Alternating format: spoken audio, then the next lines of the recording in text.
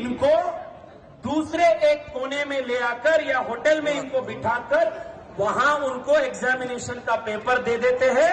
इस प्रकार का कांड हो रहा है, इस प्रकार का एक शिकायत उन्होंने दी।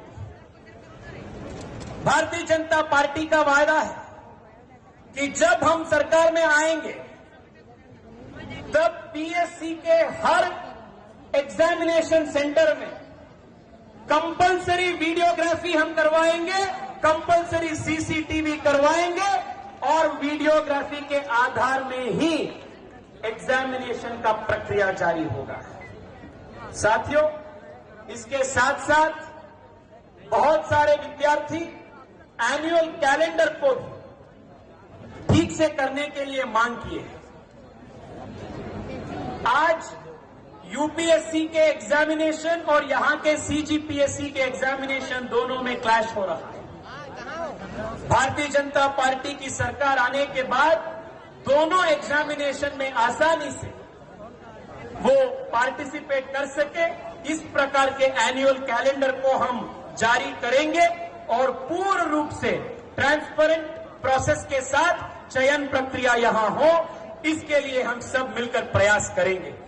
ये वादा आप सबके समक्ष भारतीय जनता पार्टी के युवा मोर्चा के ये वादा को आज छत्तीसगढ़ के करोड़ों करोड़ों युवाओं के समक्ष मैं आप सबके बीच रख रहा हूं और आपके समर्थन को आज भारतीय जनता युवा मोर्चा की ओर से मैं मांग रहा हूं। साथियों, अंत में मैं इतना ही कहना चाहता हूं, ये आंदोलन का समय है, सीएम निवास पर घेराव करने का समय है और ये परिवर्तन का भी समय है। हम सब लोग निकल चुके हैं। जिस तरीके से पिछले समय में आप लोग देख रहे हैं, कांग्रेस जो ये भ्रष्ट सरकार है, आए दिन जो है यहाँ पे छत्तीसगढ़ में भ्रष्टता फैला के रखी है और शुरू से कांग्रेस में परिवारवाद चले आ रहा है। अभी भी ये लोग छत्तीसगढ़ में परिवारवाद चला रहे हैं। अभी कुछ ही दिन की बात है, अभी जो पीएससी घोटाले को लेके उसके लिए हम लोग अभी पुरजोर विरोध कर रहे हैं और उस घोटाले लेके बताइए, जो साल भर से बच्चे लोग पढ़ाई कर रहे हैं उनके साथ कितना नाइंसाफी हुआ है। और ये कांग्रेस ये भ्रष्ट सरकार में, छत्तीसगढ़ में, यहाँ की सरकार में ये अपने चाचा भतीजे का खेला खेल रहे हैं। यहाँ पे अपने भतीजे को, अपने चाचे को, अपने मामी को, अपनी बहन को, अपने भाभी को, ये लोग जो है यहाँ पे घूसखोरी कर करके बाहर वालों के, ये लोग जो है कांग्रेस, जितने भी कांग्रेस के लोग हैं उन लोग के लोगों ने पीएससी में जो है स्थान दिया है नौकरी पे। तो बताइए, जो साल भर से बच्चे, हमारे युवा साथी, हमारे युवा बहनें जो हमारी इतना साल भर से मेहनत कर रही है, तो उनके साथ नाइंसाफी कर रही कांग्रेस सरकार। आए दिन कभी किसान को लेके देखिए लोग कितना भ्रष्ट किए हैं। अभी आय भत्ते को लेके देखिए, चुनाव जब आया तो इन लोगों ने आय भत्ता निकाल दिया युवाओं के लिए। मतलब ये चुनावी इनका जो है ये गंदा खेल चल रहा है। अब आज चुनाव आ गया सामने तो लोग तरह तरह के जो अपना गंदा खेल कर रहे हैं और परिवारवाद चला रहे हैं। तो यहाँ की जनता समझदार है, पढ़ी लिखी है, इन लोग की मंशा को समझती है, कांग्रेसियों की मंशा को समझती है, इसलिए यहाँ की जनता आने। भाजयुमो द्वारा जो आज पीएससी के मामले को लेके सीएम हाउस घेराव का आंदोलन किया जा रहा है, पूर्ण रूप से वो झूठा आंदोलन है। 2004 से लेके 2018 तक जब भाजपा की सरकार 15 साल इस प्रदेश में राज करती है और इसी प्रकार का चयन उनके कार्यकाल में होता है, तो भाजपा की सरकार अपनी पीठ थपथपाने में लगी हुई होती है। जो आज कांग्रेस की सरकार है, जो दलित पिछड़ा आदिवासियों की सरकार है, जन कल्याण की सरकार है, अगर आज सबसे ज्यादा रोजगार कोई दे रहा है देश में तो छत्तीसगढ़ सरकार है, उसमें इस प्रकार का कोई चयन होता है तो ये आरोप लगाते हैं। हमारे यशस्वी मुख्यमंत्री माननीय भूपेश बघेल जी ने पहले भी कहा है कि अगर इस प्रकार के आरोप में किसी भी प्रकार की सत्यता है तो उसके प्रमाण सार्वजनिक करें या सरकार के पास उसके प्रमाण लेके आए, उसको सरकार जांच कराएगी और दोषियों पे कार्रवाई करेगी। अगर इनको सरकार पे भरोसा नहीं है तो माननीय उच्च न्यायालय का भी रुख कर सकते हैं। उच्च न्यायालय के दरवाजे तो हमेशा आम जन के लिए खुले रहते हैं। पर इनको अपनी राजनीति रोटियां सेकना है। किसी भी प्रकार के आरोपों में इनके दम नहीं है, इनके पास कोई मुद्दा नहीं है कि किस प्रकार से जनता के बीच में जाए। तो भाजपा का चाल चरित ही झूठ फैलाने का है, झूठे मामले में राजनीति करने का है। आज उसी का एक प्रदर्शन आपके सामने में दिख रहा है। जब से कांग्रेस की सरकार आई है तब से छत्तीसगढ़ प्रदेश में माफिया राज चल रहा है। छत्तीसगढ़ प्रदेश में आए दिन चोरी, लूट, डकैती, हत्याएं के मामले बढ़ रहे हैं। छत्तीसगढ़ सरकार की अगर कुछ उपलब्धि पूछी जाए तो केवल और केवल घोटाला है। शराब घोटाला, आवास घोटाला, कोल घोटाला, पीएससी घोटाला। इस सरकार से, इस कांग्रेस की निकृष्ट सरकार से पूरे प्रदेशवासियों में आक्रोश है। इससे किसी भी वर्ग का कोई भी व्यक्ति प्रसन्न नहीं है। चाहे आप अधिकारी वर्ग की बात करें, चाहे आप विद्यार्थी हित की बात करें, चाहे आप किसी भी वर्ग की बात करें, आदिवासी वर्ग की बात करें, किसान वर्ग की बात करें, व्यापारी वर्ग की बात करें, कोई भी वर्ग इस सरकार से खुश नहीं है।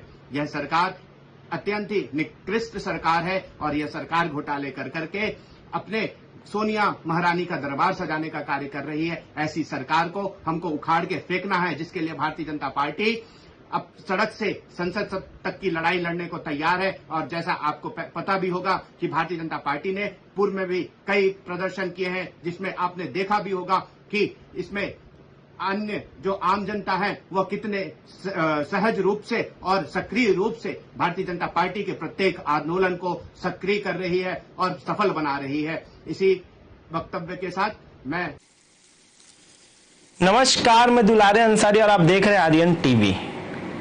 आप देख सकते हैं कि किस तरीके से भाजपा सरकार कांग्रेस सरकार पर बार बार आरोप लगा रही है। कहने से ये नहीं चूक रही है कि सिर्फ जो 4.5 साल है वो घोटालों का साल है, कि जो 4.5 साल है वो त्राही त्राही का साल है। ये देखना अहम हो जाता है कि क्या सरकार कुछ कर नहीं पा रही है या विपक्ष इस मुद्दे को भुना नहीं पा रही है। 6 महीने बाद चुनाव है छत्तीसगढ़ में, बीजेपी रोड पे है और कांग्रेस सदन में बैठी हुई है। 2018 के चुनाव में कांग्रेस ने 70 सीटों के आसपास सीटें जीती और बची हुई 11-12 सीटों के आसपास बीजेपी के पाले में आ गई। बीजेपी विपक्ष से मजबूत सरकार से कमजोर विपक्ष में आ गई और कमजोर विपक्ष से कांग्रेस एक मजबूत सरकार में आ गई। कांग्रेस ने आते ही बहुत सारे वादे पूरे कर दिए, जैसे किसानों को लेकर के, गौठान को लेकर के, छत्तीसगढ़ियावाद को आगे ले जाने को लेकर के ये सारे वादे बार बार पूरे करते रहे। और उन्होंने कहा कि 36 वादे जो हमने किए हैं वो 36 में से 36 वादे पूरे करते गए।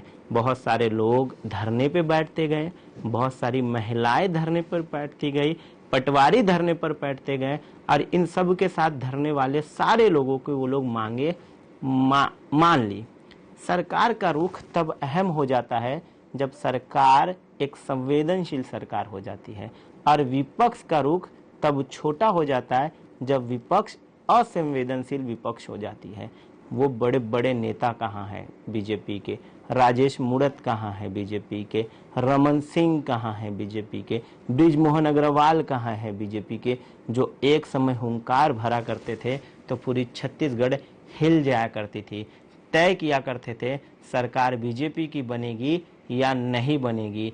एक लगातार 3 बार बीजेपी ने छत्तीसगढ़ में सरकार बनाई और सरकार बनाने के बाद चौथी बार बहुत बुरी तरीके से इनको हार का सामना करना पड़ा। भूपेश बघेल ने बहुत सारे कार्यक्रम ऐसे किए हैं जिनसे डायरेक्ट जनता जुड़ पाई है। क्या ये जनता बीजेपी से नहीं जुड़ पा रही है या बीजेपी जनता को जोड़ नहीं पा रही है? बीजेपी जब भी आती है हिंदुत्व को प्रमोट करती है, चीजों को प्रमोट करती है। क्या ये प्रमोशन इस बार छत्तीसगढ़ राज्य में महंगा पड़ेगा? क्या ये प्रमोशन इस बार छत्तीसगढ़ में फिर से सरकार नहीं बनाने देगा या फिर गणित उल्टा हो जाएगा? जिस तरीके से भूपेश बघेल बजरंगियों को बजरंगी गुंडे बोलते हैं, अवैध वसूली करने वाले बोलते हैं, तब बीजेपी आक्रामक हो जाती है, बजरंग दल आक्रामक हो जाते हैं। आरएसएस के लोग आक्रामक हो जाते हैं, विश्व हिंदू परिषद के लोग आक्रामक हो जाते हैं। पर क्या ये आक्रामकता, क्या ये आक्रामक रुख सिर्फ और सिर्फ अपने लोगों के लिए है, प्रदेश की जनता के लिए नहीं है? जब चुनाव नजदीक है तो बीजेपी रोड पे है। बीजेपी ने बड़े बड़े जो आरोप लगा है, मेरे स्क्रीन पे आप देख सकते हैं कि वो कौन से बड़े आरोप है। पीएससी घोटाला, चावल घोटाला, चावल घोटाले के बाद वो लोग कह रहे हैं कि कोयला घोटाला हुआ है, और कोयला घोटाले के पहले जो सबसे बड़ा घोटाला बताया जा रहा है वो आबकारी का घोटाला है, दारू का घोटाला है। दारू में जो ईडी ने बताया अपनी चार्जशीट में, वो 2000 करोड़ के आसपास का ये घोटाला है। ये घोटाला क्या इतना बड़ा है या सिर्फ दिखाया जा रहा है? जगह जगह पर बीजेपी अपने पोस्टर लगा रही है, जगह जगह पर बीजेपी कांग्रेस को घेरने की कोशिश कर रही है। क्या कांग्रेस को बीजेपी घेर पाएगी? क्या कांग्रेस को बीजेपी अलग तरीके से, जो रिप्रेजेंटेशन हर राज्य में रहा है, जैसे गुजरात के चुनाव पे राहुल गांधी ने मोदी को कह दिया था कि ये छोटे हैं, ये हैं, तो उस तरीके से मोदी जी आकर रोने लगे। एक जो फेवर था राहुल गांधी के तरफ, जो फेवर था कांग्रेस की तरफ, वो पूरा फेवर, वो पूरा रुख बदल करके किसके पाले में आ जाता है? बीजेपी के पाले में आ जाता है। और बीजेपी एक बार फिर से गुजरात में सरकार बना लेती है। हर राज्य में कांग्रेस कोई ना कोई गलती करती है और उस गलती को बीजेपी भुना लेती है। बहुत मुश्किलों के बाद, बहुत तकलीफों के बाद, बहुत दिक्कतों के बाद कांग्रेस ने कर्नाटक में सरकार बनाई। सरकार तो उन्होंने एमपी में भी बनाई थी पर गिर गई। सरकार उन्होंने महाराष्ट्र में भी बनाई थी पर गिर गई। क्या कर्नाटक में भी यही सियासत चलेगा? क्या कर्नाटक में जो हिंदू मुस्लिम का फैक्टर चला था, महाराष्ट्र में जो हिंदू मुस्लिम का फैक्टर चला था, क्या वो हिंदू मुस्लिम का फैक्टर छत्तीसगढ़ में भी चलेगा? या छत्तीसगढ़ में सिर्फ और सिर्फ विकास की बातें होगी? क्योंकि जिस तरीके से भूपेश बघेल बार बार नई योजनाओं का शुभारंभ, नई योजनाओं की घोषणाएं कर रही है, बीजेपी कहीं भी अपना मैनिफेस्टो का एक वादा, एक सिंगल वादा भी लोगों के बीच अभी तक नहीं रख पाई है। वो सिर्फ आंदोलन में व्यस्त है, वो सिर्फ प्रदर्शन में व्यस्त है। वो कोई भी अभी तक कोई भी बीजेपी के बड़े नेता जनसंवाद कार्यक्रम नहीं कर पाए हैं, जनता से जुड़ने की कार्यक्रम नहीं कर पाए, जनता की समस्या सुनने की कार्यक्रम नहीं कर पाए। इससे दो बातें साफ हो जाती है, या तो बीजेपी कुछ चाहती नहीं है या बीजेपी अभी रोड पे दिखना नहीं चाहती है। लोग अभी टिकट में लगे हुए कि किसको कौन टिकट मिलेगा, कैसी टिकट मिलेगा। पर मैं ये जानना चाहता हूँ, देश ये जानना चाहता है कि क्या बड़े नेता, बड़े कैंपेनर, जो बड़े बड़े लोग हैं बीजेपी में, वो लोग कहाँ हैं? वो लोग है किधर? वो क्या सरकार नहीं बनाना चाहते? जिस तरीके से ओम माथुर को प्रभारी के रूप में लाया गया, प्रदेश में बहुत सारे बदलाव किए गए, अरुण साहू को लाया गया ताकि आक्रामक रुख लेंगे, वो कांग्रेस के खिलाफ आक्रामक रवैये से प्रहार करेंगे। पर वो रवैया कहीं भी धरातल पे नहीं है। क्यों नहीं है धरातल पे ये रवैया? क्या सिर्फ और सिर्फ प्रधानमंत्री आवास योजना, बेरोजगारी पे, बार बार बेरोजगारी पे ये लोग कह रहे हैं कि सीएमआई का जो डेटा है उसमें हम नहीं दिख रहे हैं, उसमें छत्तीसगढ़ बहुत ऊपर में है, छत्तीसगढ़ में बेरोजगारी के मुद्दे बहुत कम है, और जो बेरोजगार है उन्हें बेरोजगारी भत्ता भूपेश बघेल की सरकार दे रही है। क्या बीजेपी का कोई भी मास्टर प्लान छत्तीसगढ़ को लेकर के नहीं है? क्या बीजेपी का कोई भी मास्टर स्ट्रोक छत्तीसगढ़ को लेकर के नहीं है? क्या बीजेपी खुद नहीं चाहती यहाँ पर सरकार बनाने? ये बड़ा सवाल बन जाता है। ये बड़ा सवाल इसलिए बन जाता है क्योंकि महज कुछ महीने बचे हैं चुनाव को लेकर के, पर बड़े नेता रोड पे नहीं है। आज अभी कुछ देर पहले मेरे स्क्रीन पे आप देख रहे होंगे फुटेज, मेरे स्क्रीन पे आप देख रहे होंगे कि किस तरीके से पीएससी को लेकर के सीएम हाउस का घेराव चल रहा था। सीएम हाउस में बीजेपी के कार्यकर्ता, भाजयुमो के कार्यकर्ता घुसने की कोशिश कर रहे हैं। केंद्र से तेजस्वी सूर्या को भी बुलाया गया है, एक बड़ी हाइट दी गई है, एक बड़ी कैंपेन किया गया है, जगह जगह पोस्टर लगाए हैं, कार्यकर्ताओं को ऑटो में, बसों में, साइकिलों में, गाड़ियों में भर भर के लाया गया है ताकि बीजेपी अपना बड़ा तेवर, बड़ा आंदोलन साबित कर सके इसको। पर क्या ये बड़ा आंदोलन, बड़ा प्रदर्शन, क्या ये वोट बैंक में बदल पाएगा? क्या मुद्दे ये हैं पीएससी घोटाला, क्या मुद्दे ये हैं चावल घोटाला, क्या मुद्दे ये हैं क्या मुद्दे ये हैं प्रधानमंत्री आवास योजना, या मुद्दे कुछ और है? क्या पूर्व सीएम रमन सिंह को आकर के लोगों की बात सुननी चाहिए? क्या भाजपा को भी जनसंवाद का कार्यक्रम करना चाहिए जिस तरीके से भूपेश बघेल ने 90 विधानसभा में भेंट मुलाकात का कार्यक्रम किया? क्या उसी तरीके से बीजेपी को भी एक संवाद कायम करना चाहिए? बीजेपी को भी एक बात कायम करनी चाहिए। 3 बड़े नेता बीजेपी के, रमन सिंह, बृजमोहन अग्रवाल और बहुत ताकतवर माने जाते थे राजेश मूणत। बृजमोहन अग्रवाल कहीं कहीं दिख रहे हैं, क्या रमन सिंह नहीं दिख रहे हैं? क्या रमन सिंह इसलिए नहीं दिख रहे कि इस बार वो सीएम का चेहरा होंगे या फिर नहीं होंगे? अगर रमन सिंह इस बार सीएम का चेहरा नहीं है तो सीएम का चेहरा कौन है? और जो सीएम का चेहरा है वो है कहां? या अभी तक संगठन ने ये फाइनलाइज नहीं कर पाई है कि सीएम का चेहरा कौन होने वाला है। देखना अहम होगा, देखना दिलचस्प होगा कि इन कुछ महीनों में बीजेपी के रुख, बीजेपी के तेवर, बीजेपी के नेताओं के तेवर, ये कौन से तेवर है। डेटा आपको स्क्रीन पे मैं बार बार दिखा रहा हूँ बेरोजगारी को लेकर के, डेटा मैं स्क्रीन पे बार बार दिखा रहा हूँ पीएससी घोटाले को लेकर के। लोग ये भी आरोप लगा रहे हैं कि बीजेपी के काल में भी पीएससी घोटाला हुआ, बीजेपी के काल में भी चेयरमैन के लोगों को ऑफिसर्स बना दिया गया, अधिकारी बना दिया गया। इस बार का मुद्दा गर्म है, बहुत अहम भी है। अहम और गर्म इसलिए है क्योंकि बीजेपी कोई भी मौका छोड़ना नहीं चाहती है। चुनाव नजदीक है, घोटाले भी नजदीक है। जिस तरीके से चुनाव नजदीक आ रहे हैं, बीजेपी नए नए घोटालों को उजागर कर रही है, बीजेपी नए नए बातों को उजागर कर रही है, बीजेपी सरकार को घेरने पे लगी है। पर क्या घेरने से कांग्रेस कमजोर हो जाएगी? क्या घेरने से कांग्रेस चुनाव हार जाएगी? या इस वक्त चुनाव के टाइम जनता को नए घोषणाओं की जरूरत है? जनता बीजेपी से कुछ ऐसा सुनना चाहती है जो बीजेपी बोल नहीं पा रही है। क्या किसान अपनी मांगों को लेकर के, या किसान के जो समर्थन मूल्य है धान का, क्या उसके लिए सारे किसान वेट कर रहे हैं, इंतजार कर रहे हैं कि हमें भी एक बीजेपी के तरफ से बड़ा ऑफर आए? बेरोजगारों के लिए बीजेपी के तरफ से बड़ा ऑफर आए, महिलाओं को लेकर के बीजेपी के तरफ से बड़ा ऑफर आए, सशक्तिकरण को लेकर के बीजेपी के तरफ से बड़ा ऑफर आए, प्रदेश को लेकर के बीजेपी के तरफ से बड़ा ऑफर आए, प्रदेश के बाद राजधानी को लेकर के बीजेपी के तरफ से बड़ा ऑफर आए, सड़कों को लेकर के बीजेपी के तरफ से बड़ा ऑफर आए। पर क्या बीजेपी ये बात नहीं समझ पा रही है? क्या बीजेपी कोई बड़ा ऑफर नहीं देना चाहती है? अगर बीजेपी ने छत्तीसगढ़ में सबसे ज्यादा समर्थन मूल्य दे दिया तो क्या इसका असर एमपी में पड़ेगा? क्या असर इसका यूपी में पड़ेगा? ये बहुत सारे राज्य जो बीजेपी शासित राज्य है, क्या ये चीजें उस राज्यों में असर डालेगी? वो असर कहीं ना कहीं वोट बैंक या चुनाव पे पड़ेगा, या इनकी जो सालाना बजट होती है क्या उस बजट पे असर डालेगा?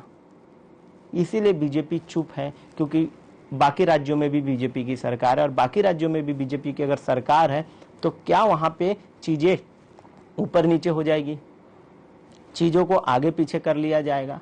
इसलिए मैं कहना चाह रहा हूं बार बार कि क्या बीजेपी के प्रदर्शन से ये निष्कर्ष निकाला जा सकता है कि बीजेपी कांग्रेस को चुनाव हरा लेगी, या बीजेपी को इस समय घोषणाओं की जरूरत है? बीजेपी प्रदेश की जनता को क्या मैनिफेस्टो देना चाहती है? प्रदेश की जनता को कौन से चीजें, जिस तरीके से बार बार बीजेपी आरोप लगा रही है कि गोधन न्याय योजना में पूरा घोटाला हुआ है, गोबर का घोटाला तो पकड़ ही नहीं सकते, तो क्या इस समय मास्टर प्लान है बीजेपी के पास घोषणाओं का? बड़े बड़े केंद्रीय मंत्रियों का दौरा चल रहा है, कुछ दिन बाद अमित शाह का भी दौरा है, कुछ दिन बाद नरेंद्र मोदी जी का भी दौरा है, और कुछ दिन पहले केंद्रीय मंत्री का भी दौरा था। केंद्रीय मंत्री आते हैं और बड़े बयान देते हैं, मूवी को लेकर के बयान देते हैं, चीजों को लेकर के बयान देते हैं, पर प्रदेश की महंगाई को लेकर के कोई बयान नहीं दिया जाता, प्रदेश की किसान को लेकर के कोई बयान नहीं दिया जाता, प्रदेश की सड़कों को लेकर के कोई बयान नहीं दिया जाता। क्या बीजेपी फिर राज्य में हिंदू मुस्लिम करना चाहती है, या बीजेपी सिर्फ और सिर्फ सरकार बनाने पर अपना पूरा ध्यान केंद्रित करेगी? ये केंद्र का जो आकर्षण है, ये केंद्र बिंदु जो है, क्या वो बीजेपी भुना पाएगी? आप देख सकते हैं मेरे स्क्रीन पे कि किस तरीके से तेजस्वी सूर्या बार बार कोशिश कर रहे हैं सीएम हाउस में घुसने की, बड़े बड़े नेता कोशिश कर रहे हैं सीएम हाउस में घुसने की। क्या ये लोग घुस पाएंगे? क्या ये लोग वो चीज कर पाएंगे जो करने के लिए आया है? क्या अपना वर्चस्व, जो वर्चस्व पूरे प्रदेश को दिखाया जा रहा है, हर संभाग से गाड़ी भेज भेज कर लोगों को बुलाया गया, क्या ये वो लोग हैं जो आकर के संगठित होकर के वोट बैंक में बदल पाएंगे? क्या पीएससी का मुद्दा जिस तरीके से बीजेपी उठा रही है, जिस तरीके से बीजेपी कांग्रेस को घेर रही है पीएससी के मुद्दे पे, क्या पीएससी के विद्यार्थियों का वोट कन्वर्ट हो पाएगा? क्या प्रधानमंत्री आवास योजना का जो वोट है वो कन्वर्ट हो पाएगा? क्या कोल माफिया के जिस तरीके से कोयला घोटाला, शराब घोटाला या शराब में मिलावटी शराब जो आ रहे हैं, इन सारे मुद्दों को बीजेपी ने उठाने में, प्रदर्शन करने में, पैसा खर्चा करने में, पोस्टर लगाने में, पोस्टरबाजी करने में, बड़े बड़े होर्डिंग लगाने में, बड़े बड़े नेताओं को रोड पर लाने में कोई भी कसर नहीं छोड़ा है। क्या ये कसर वहां तक पहुंच पाएगा? क्या ये वोट में बदल पाएगा? क्योंकि हमेशा विपक्ष कहता है कि बीजेपी के पास हिंदू मुसलमान के अलावा, बाबर के अलावा, अकबर के अलावा कोई भी मुद्दे नहीं है।